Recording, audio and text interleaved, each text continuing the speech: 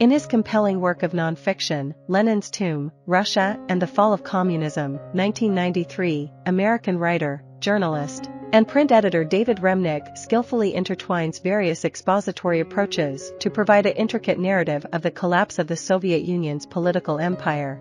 This book, which received the Pulitzer Prize for General Nonfiction in 1994, serves as a powerful account of historical events, complemented by first-hand experiences.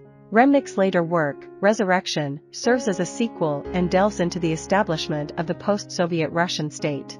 Utilizing a combination of historical records and personal testimonies, the book commences by recounting the excavation of the bodies of Polish intelligence officers who fell victim to the People's Commissariat for Internal Affairs, NKVD, the secret police of Soviet Russia. The subsequent discovery of mass graves in Russia's Katyn forest unveiled the horrific scale of these atrocities.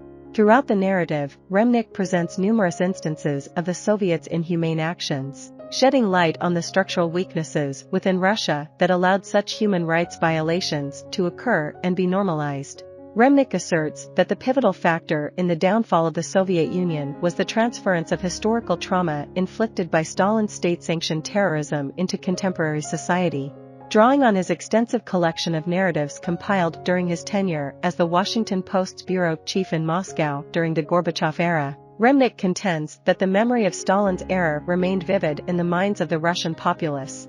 This collective memory prevented the Soviet regime from successfully normalizing the historical traumas through conventional methods of propaganda and appeals to national identity. Many individuals who lived through both eras retained the ability to recognize emerging examples of fascism and state violence, resulting in an environment where such attempts were unsuccessful. With these analytical tools at his disposal, Remnick contends that the Russian population possessed a certain immunity to the manipulative tactics and rhetoric employed by the Soviet government. However, he also argues that the groundwork laid by historical events during Stalin's rule paradoxically contributed to the longevity of the Soviet regime. According to Remnick, the public support of the Soviets was artificially sustained by the perception of the heroic 1930s and 1940s, when Russia, under Stalin's leadership, resisted the perceived greater threat of Hitler. The 1950s marked a shift in this narrative as revelations about Stalin's atrocities against his own elite circles, including figures like Alexander Yakovlev, Mikhail Gorbachev, and Edward Shevardnadze, began to surface.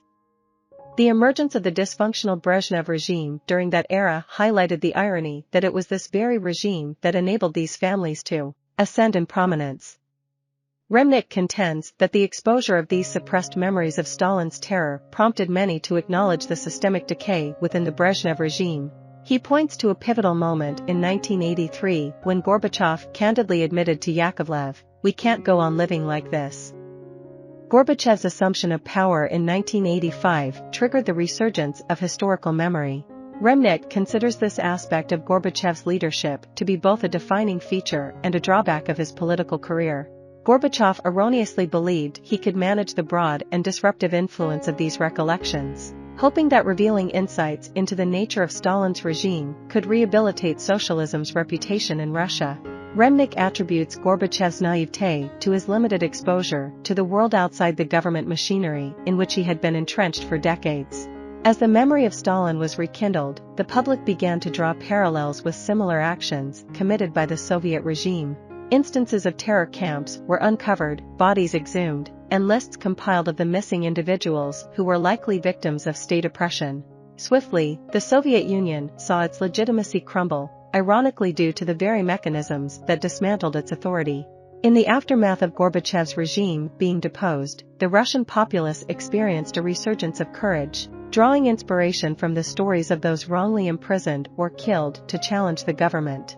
The working class and mining communities, in particular, began scrutinizing their living conditions and socioeconomic realities that held them in place. They started questioning why the socialist ideals they believed in sharply contrasted with the government's portrayal of a socialist utopia. Simultaneously, scholars embarked on a wave of investigative historical research, sowing the seeds for a widespread rejection of the regime. Remnick concludes his narrative in the era of the Soviet dissolution, which unfolded in sync with the growing civic bravery of the public. During his attendance at a Russian parliament event in 1991, under leader Boris Yeltsin, Remnick encountered a woman who revealed that the complacency she had long accepted had transformed into unyielding determination. Remnick underscores that it is ultimately this individual-level transformation and enlightenment that drove Russia's political evolution. He optimistically looks ahead to Russia's journey in the 1990s.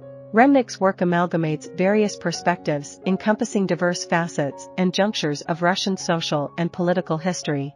He portrays political upheaval and a steady march towards equality as an inevitable trajectory in a world that is increasingly becoming acquainted with information and collective memory. I hope you enjoyed this video. Leave a like if you did and be sure to subscribe. Thank you.